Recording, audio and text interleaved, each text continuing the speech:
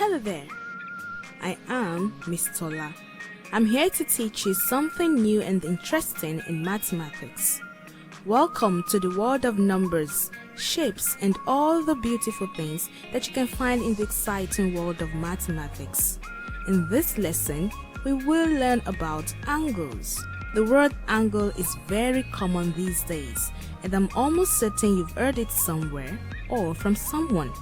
It makes me feel like it's very important. So, why don't we learn about angles? What are angles? Or, what is an angle? It is simple. An angle measures the amount of turn or how many turns measured in degrees. There are different kinds of angles, namely the acute angle, the right angle, the obtuse angle, the angle on a straight line, the reflex angle, and the full rotation angle. All 6 of them are very important for all the things we're about to learn. But first, this is what they all look like. See here, I prepared a table to quickly describe what these 6 angles are and how you can identify them on the spot. It's a 2-column table showing the type of angle and the description based on how many degrees of turn.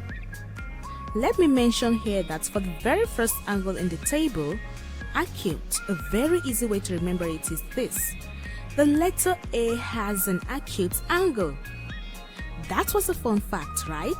Angles have to be measured for us to know the degree of turn. But you need to be careful when doing this. Look at my measurements, for example. The smaller angle is an obtuse angle, but the larger angle is a reflex angle. So when naming the angles, make sure that you know which angle is being asked for.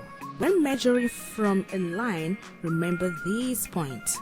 1. A positive angle goes anti-clockwise or counterclockwise. This is the opposite direction that second hand of the clock goes. 2. A negative angle goes clockwise. Let me show you. This is a positive angle. Can you see where the arrow turns? Good. Now look at a negative angle. Can you see how the arrow turns clockwise? That's good. Here's one more example of a negative angle. The angle is a negative 67 degrees or minus 67 degrees. Now, let's have a quick look at the parts of an angle. I'll show you a picture. Can you see the 3 parts? Great!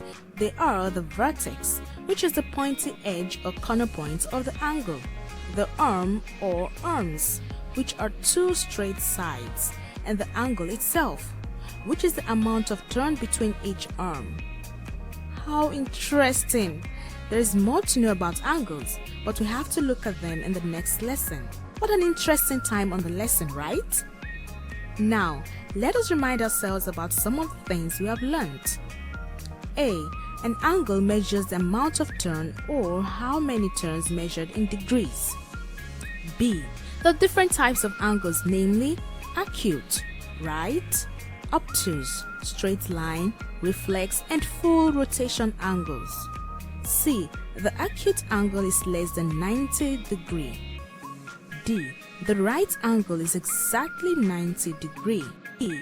The obtuse angle is greater than 90 degrees but less than 180 degrees.